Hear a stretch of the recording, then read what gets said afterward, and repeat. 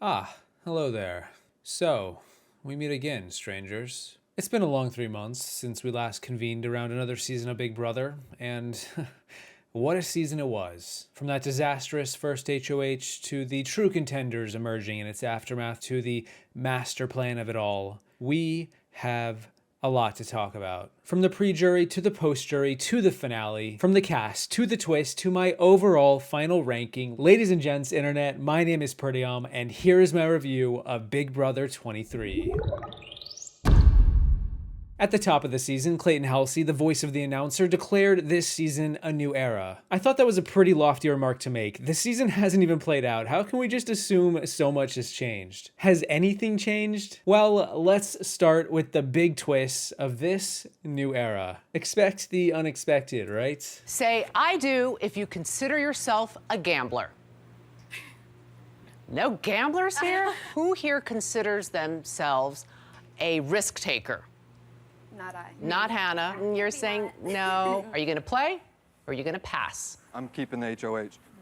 Okay. I decided not to go for the safety this week. Tiffany, you have declined the wild card decision. We saw the teams twist from day one, where the 16 players were divided into 4 teams of 4. This dynamic dominated the first 5 weeks of the season, from the strategy to the social game. The sheer number of organized team meetings was worse than like a cracked out CEO micromanaging every department with just non-stop 6 a.m. Zoom calls 5 days a week. But okay, we've seen teams play out on season 11, 14, and 18, so it's not exactly anything new. The wildcard competition, likewise, isn't anything new either. I mean, we just saw the safety suite from Big Brother 22, or the Whacktivity comes from BB21, or the App Store from BB20, or the Den of Temptation, the Roadkill, the Battle of the Block, the coaches competition. Right, no, that's fine. More of the same isn't always a bad thing. If it's not broken and it can make for decent TV, does it need to be fixed? Well, if I'm being honest, which I should be here, what makes Big Brother so much more exciting is when teams just don't exist. Like we saw with Big Brother Canada 9 earlier this year after they ended the teams twist pretty quick. If I wanted teams, I would watch Survivor. I mean, I am watching Survivor and I love it. But it needs to be said that Big Brother excels because it's the merge of Survivor, but on day one. Teams kind of arbitrarily reduce it all. They simplify it. And I'm thankful they don't happen every year, and I hope that's not a direction they go in. That said, the BB Bucks twist was also not my favorite, not by a long shot. Anytime America is given the wheel, I begin to panic. Especially when America in this sense is still in middle school, doesn't have a driving permit, and will come for me on Twitter if I slander their favorite. The ability for America to create a hierarchy of their favorites and then telegraph it to the players is the same thing as giving the dominant alliance an ordered hit list from most to least likely to get in your way. Brittany gets $100. Sorry, girl. Juror number 1. Derek X gets $200. Nice knowing you, buddy. Combine that with the powers, the double veto, the nomination roulette, or the coin, and I get a little lost trying to figure out what the producers were thinking when they decided these were promising ideas. It makes me wonder if they really know their show or care about how exciting it can be. Every year a dominant alliance takes shape, and when you introduce these powers, because the dominant alliance has power in numbers, they're more likely to get said powers and contain the drama. But to then make it even more difficult for the outsiders to get the powers by shortchanging them with a currency system where they're all forced to blow their money in the first week just to survive, let alone putting a bigger target on them all the while, seems strange. But if I save my money for next week, then I'm guaranteed to be able to play the Coin of Destiny, which is by far the best power that we've seen. Chopping block roulette, that'll put me down to $75. And even if I win 100 next week, that means I will not be able to play Coin of Destiny. I am not playing the roulette. I'm going to keep saving, and we're going for that Coin of Destiny. The Coin of Destiny, Destiny, Destiny, Destiny. Making myself laugh. I recently made a video talking about the long history of Big Brother twists not panning out, and BB23 is half in the bag here. The team's twist worked enough, but the high rollers room resulted in more of the same. The double veto, the roulette, and the secret coin were all flops. They made no difference because, as always, the dominant alliance controlled everything. Chalk it up to superior gameplay, but if I'm a producer, I gotta think there's more to be had here than this. And if I'm a future player, I have to think that the best way to play modern Big Brother is to be a part of all of these dominant alliances. This has been a recurring trend for a long time where new temporary rooms with new powers are introduced to shake up the game, but instead do extraordinarily little. Remember David's disruptor power from All-Stars 2? How much did it really disrupt? Did you say? No. I wish I won a power, but I'm sorry I didn't. Did you say? Oh, bro. Did you? No, I didn't. Come on, brother. Like, David, you used the power on yourself. It wasn't me. I would have used it last week. And it wasn't me. I would have saved myself. True. Nobody in here trying to save you. Tyler's Cloud App from Big Brother 20. Xavier's third nomination, Kylan's second veto, Claire's invisible HOH. With so many years to look back on, I can't help but get frustrated because these twists never work as intended. Ever. They only help to maintain the stranglehold the players at the top already have. And my solution, something I've wanted for a while, is to focus less on one-off powers and more on mixing up and forcing the players to expose their true feelings, their true allegiances. We just need more social twists that put actual things of value on the line. X being a third nominee never mattered. It could never matter because X was in the dominant alliance. He had numbers, and if he wasn't, well then he was probably going home anyway, so who cares? But what's even crazier is that this isn't unexpected. We've had third nominees since BB15 over 8 years ago, and it wasn't any better then. I think the producers should implement twists that either introduce more money to the game each week or hurt the overall pot amount in some way.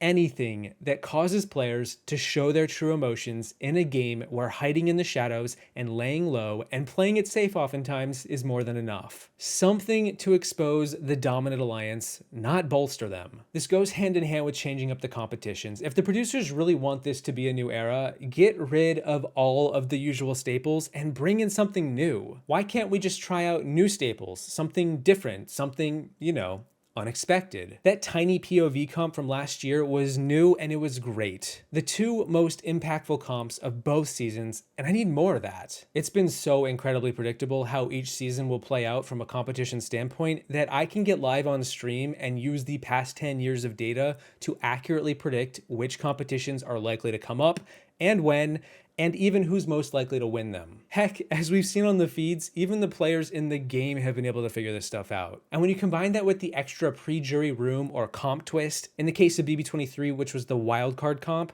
alongside the middle of the season special powers that get introduced, it's all become too formulaic. When I take a step back, it tells me that nothing really has changed. Big Brother could not be further from expecting the unexpected. It's the reason Xavier was the front runner to win all season, because strong physical players tend to succeed in the modern era of the show, and this year wasn't any different. What's going on, everybody? I'm Xavier, and I'm a bartender living in Milwaukee, Wisconsin. I feel like if I didn't conceal my identity from the rest of the house guests, I wouldn't have made it this far. He's giving me lawyer vibes. Nah. At this stage of the game, losing is not an option. I've come too far, I've done too much. I refuse to be denied what I've worked so hard for. I made a promise to my brother, and I'm not gonna let anything get in the way of that. So, okay, I'm not going to sit here and complain all the day. If none of the format of the game, the flow of the season has changed, then what has? Well, in one word, casting. The producers have changed the casting up a bit from no longer casting predominantly white cast to now mixing it up. They have done this before, particularly with Big Brother 18, but it's rare for them to do so. But for the most part, it is their new mandate on the 50% diversity initiative CBS is holding itself to going forward. I supported this last year, and I think it's a great idea. I'm glad they're going forward with it. I hope they continue. It can only broaden the wide range of players that we see each year and the people who get to be represented. Who they are, where they come from, what resonates for them, what's important to them, and how that plays out with their gameplay. Because Big Brother is an incredibly social game, more than most games or TV shows I've ever seen, especially given it currently runs for 85 days, and that's a lot of time to get to know one another, and a diverse cast can only enhance and improve upon the social aspects even more. And I love the cast this year. Going into the season, it was one of my favorites, very different from most years as of late. A lot of super fans who knew the show they signed up for, who respected the game, or if they were recruited or new, they had a desire to learn and give the game their all. all. Someone like Derek X was just a total standout, had only seen like 2 seasons and yet had so much room to grow and a lot of potential. His week 1 veto was one of my favorite comp wins ever, especially given how much it derailed the rest of that week. Such quick wit and charm, and even though he didn't win America's favorite, I wouldn't be surprised if he pops up on our screens again. Likewise, Tiffany, the master plan maker, the winner of America's favorite, was definitely my favorite to watch all season, and a good amount of the fun for me was sucked out the moment she left. Because she had such a capacity to take the game whichever direction she desired, it was her whims that kept the drama high, the potential for the season to be that much more exciting. It was on her back that the dominant alliance found their footing, which carried them all the way to the end of the game. Her social game was unparalleled. It's just unfortunate that almost all of her closest allies happened to exist outside of this alliance she stuck to until the bitter end. Some of the people who are outside of the six I feel closer to than I'm in the six.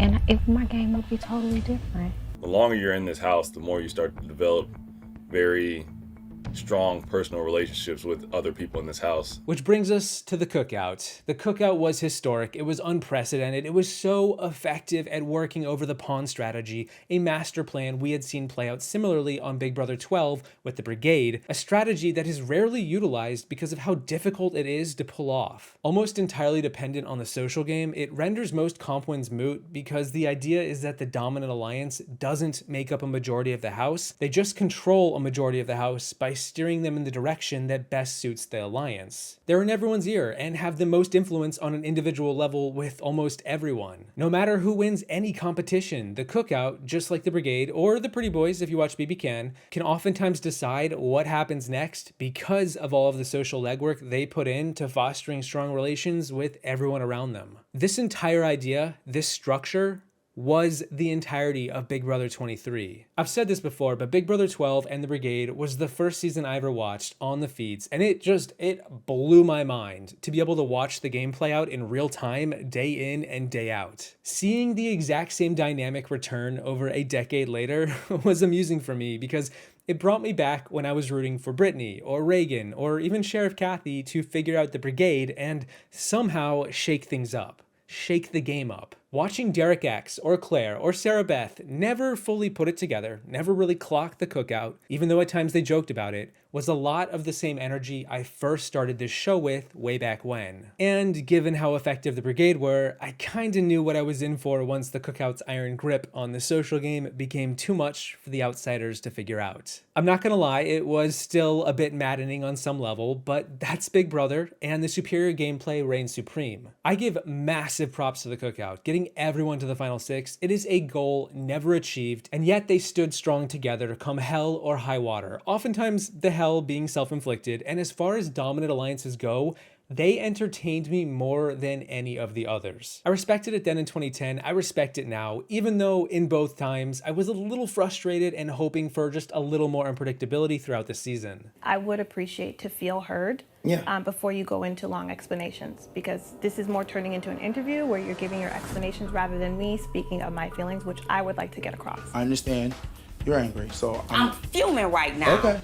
The Cookout with Derek F is all good. However, that chapter of my book will be closed. Because I think that's the biggest problem with this season and why it will land where it does in my season rankings at the end of the video. I watch Big Brother for the game first and foremost. Without it, I wouldn't be around. I wouldn't be here talking to you right now, but I also live for the drama, the suspense, and the unpredictability. BB23 had almost no fights, little suspense, and was entirely too predictable week to week. And that is largely because it is impressive on a strategic level for the Power Alliance, but also in some ways not so great because, for example, we all kind of suspected this wasn't Tiffany's best bet to win, and what's more, she knew that too. And she didn't change that up. And I get why. That's something I can't say reminded me of the past, and it was quite unique. But when each episode of the show is building up to a dramatic reveal, who's going to win HOH? Who's going to get nominated? Who's going to win POV? Will it be used? And who's going to get evicted? When all of these questions are obvious from the get-go, every single time, I really start to lose interest in spending 3 hours each week listening to players yell at me in a scripted fashion in the diary room. Given I already consume the live feeds like crazy, and with BB23, I consume the feeds more than I have ever. Like, y'all, I was pulling 5 a.m. most nights for the past 85 days. I swear at one point I started losing it and seeing Big D as a mastermind. I was not particularly excited to watch these episodes play out. And this isn't exactly a new phenomena for me. This has happened for several years of Big Brother. Because the way the show is structured, each episode only cares to keep the audience in the dark so we can get surprised at the ceremony in the last 5 minutes. But it really wasn't much of a surprise at all. We knew the Cookout was crushing it, absolutely dominating. So why not focus on who these people really are, where they come from, what they're like, without it being so forced? We get to see their crazy antics each week instead. I can vouch, I watched the feeds. It happened a lot. This was a very lively theatrical cast. Why not dive into the personalities and the dynamics and loosen your grip on their diary rooms and let them dictate a little bit more of the story of the season? Let them speak from the heart instead of this high energy pseudo script in the DR. Do I really need to hear again about how the person on the block needs to win the veto or they're potentially going home? Hey, I have a question. I have nothing else to talk about, but I just want to ask some questions. May I have some catfish? Please. On multiple bread and tortilla items, we've noticed like randomly there will be like a soapy taste. Hey, can we please get some more dish soap? We have literally ants all over the couch. I hope to visit you after the house as well. Wow, I'm not gonna visit Kai. What am I talking about? Give me a second. Okay.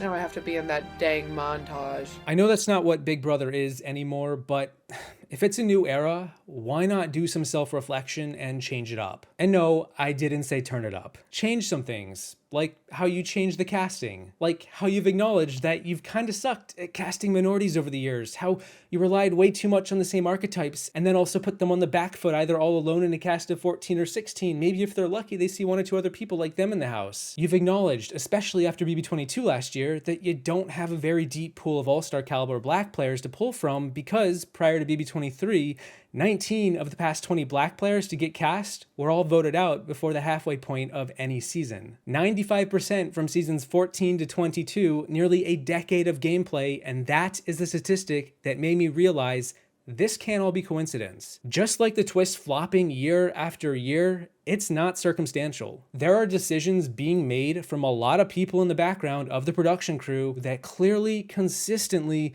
don't pan out. And it's not just that people of color get cast, it's who exactly gets cast too and why. Why more black superfans weren't cast before, strategically savvy players. And yes, this goes for all minorities. Everyone should get a chance. There's no good reason they shouldn't. Least of all the reason of demographic percentages of the country's population, which doesn't make sense given no season represents this country's age makeup or location of origin or BMI or whatever other excuse you want to give to let the producers off the hook. I say all of this to explain why and how I came to understand the justification for the Cookout. Because, as outlined prior, we don't live in a perfect world. That's how we got here, and actions do have consequences, and if nothing else, the Cookout were the nicest, most understanding, collective middle finger that could have ever been given to the producers of years past for letting them get to this point. They were super fans, they got it, they gave it, and they crushed it. And it kind of took a while for the producers to even acknowledge it. And I asked that from one superfan to another, if you want to respect the game and the show, show some empathy. Realize it didn't have to come to this, but the law of unintended consequences was enacted, and this was a monster that CBS created themselves. And just like CBS, we acknowledge the past in the hopes of having a brighter future. And I think if any future players can do that, we're gonna be fine. Tiff doesn't want to be part of this long tradition that's happened in Big Brother, where people of color and people who are black go out and they're put against each other and they're sent out. I know so many people won't get it, but I get it. The Cookout was something bigger. It was a connection of shared experiences that we all had outside. And now we're here, and even if it wasn't us, if one of us made it, we all did. Amen. We had a goal and we accomplished it. You know, we not only represent the Cookout, but we also represent the whole black community. Yep. We made history this season. And That's pretty incredible. That being said, the Cookout really made a lot of the strategy each week beyond themselves moot. Claire is my girl, so I want to entertain her ideas. However, this idea about keeping Brittany has to be shot down, and it will be shot down. I mean, I live for when these shows acknowledge the human condition. That scene between Claire and Tiffany was rough. It was a roller coaster of a week. Watching Hannah turn on DX and cry in the bathroom after, especially given Hannah never cried, ever, was a moment. X losing his cool for Christian, Kyland, and SB, and even the Jokers, the Jokers of it all. I really enjoyed watching the difficult emotions get brought to the surface and the struggle all of these players had when they were faced with a strategic inevitability. Unlike BB12, the emotions really came out from about everyone, and it got really complicated at times. The Cookout's big picture strategy made the day-to-day struggles easier to gloss over, easier to ignore, easier to just sort of paint over with a single brush. But a lot of these moments I got to experience watching the feeds day in and day out, and they really made this season for me. There was a lot of pressure applied to the Cookout, and several times I actually thought they would crack, especially the weeks of Christian and Brittany's boots, which was a lot to watch unfold. And it kind of saddens me because it didn't translate all that well to the episodes, and I felt at times like I was watching a different show. The pre-jury of this season was more of what I come to expect from Big Brother. That is to say, it was actually fairly good. Frenchie's week 1 HOH was the craziest week I've ever watched. I think it might also be the worst week 1 HOH we've ever watched. Thank you, producers, for the day 1 live feeds, and please, please never take them away. It absolutely enriched the season as we were able to see the connections and the game form right from the get-go. And that first week was like 3 months. It was a lot. It really set the season up to be a wild ride, and even though Frenchie was evicted right after, I do appreciate the energy he instilled in the game out of the gate. Every one of y'all are safe. Every one of y'all, I promise. I refuse to nominate women this week. I really appreciate that. You are nowhere, not even thought. Now that I'm good with Brent, that only leaves one last meathead. Christian won safety for himself. Ah! I gotta figure out my new target. Last night I had a dream that I went fishing. And in order to catch a big fish, you have to have the perfect bait. You just became my target, buddy. Congratulations, Derek. You have won the Golden Power Veto. Frenchie went back on his word to the Hawaiian Stallion. Travis, please take a seat. You might as well put my whole week in a casket and bury it. The Brent Blindside reminded me of classic Big Brother, where one player is just totally on the outs and living in another dimension. Bye, Brent. Bye. See you never. Yeah.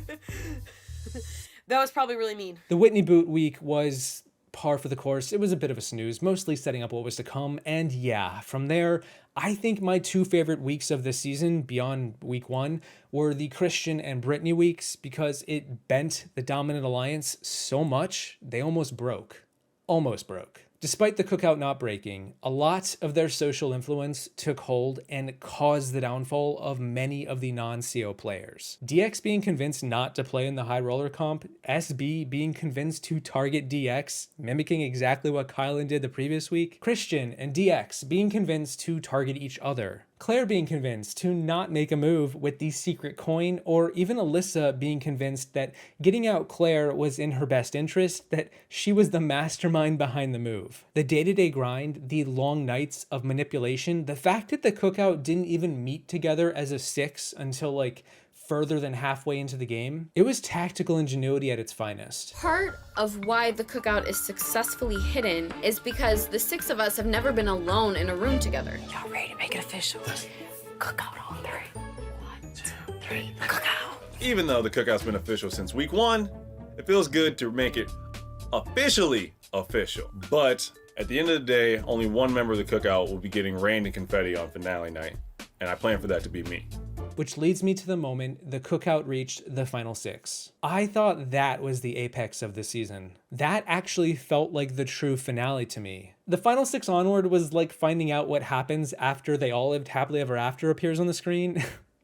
It was not pretty. Kylan turning Super Saiyan and using a Kamehameha on Tiffany, only for Hannah to follow her right out the door. Okay, yeah, no, that was pretty underwhelming, not gonna lie, and it crushed whatever momentum had been left to get there. Kylan's exit was definitely memorable, probably gonna see that used in a future video ranking of some sort, but it also frustrated me because by far the weakest individual gameplay of the season came from some of the players who set a record for the most dominant alliance we have ever seen. A lot of really questionable calls were made from like the final 6 onward, final 4 onward, final 3 onward, and it almost culminated in one of the least impressive final 2s we had ever seen with the 2 Jokers. And I don't think that's even shade, I'm just straight up calling it like it is. And yet, even in true Joker fashion, they couldn't even let that happen, as Ozza was going to be taking Xavier to the final 2 anyway, all thanks to Big D's clever gameplay. I was happy to see Xavier win. He had a lot of strong, social, subtle moves that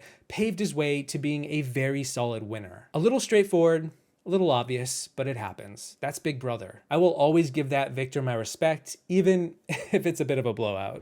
Congratulations, Xavier. You are the winner of Big Brother.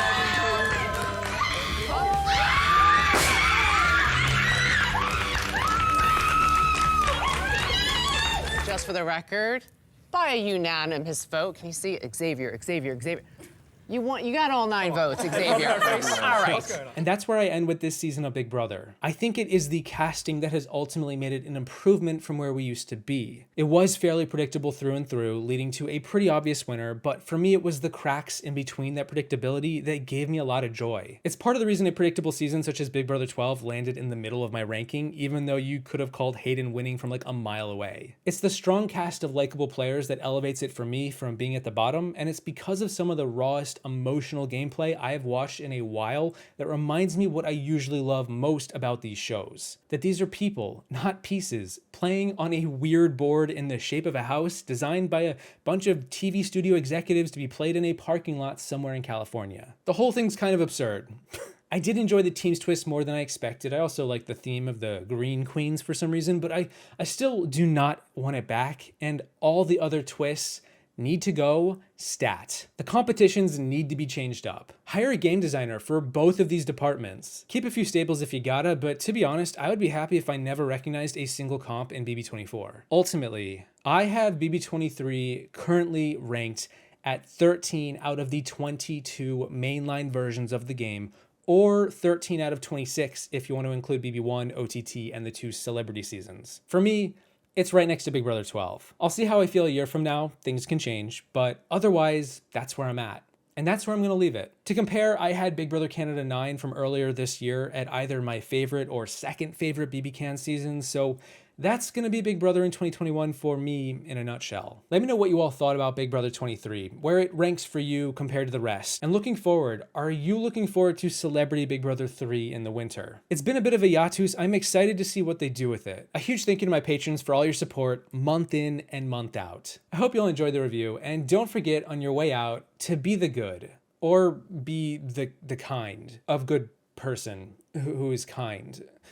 And I'll see you in the next one once I choose to be the child of God. From outside the Big Brother house, I'm Julie Chen Moonves, and remember to always exercise empathy and wisdom. Be strong and courageous. Be the good. Be safe and be good to one another. Wishing you peace, love, and justice. Be not afraid. Be humble. Love one another.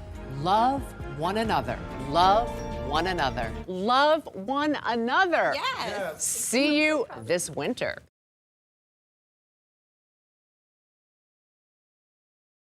Row, row, row your boat gently down the stream. When the beat will earn your safety and betray your team.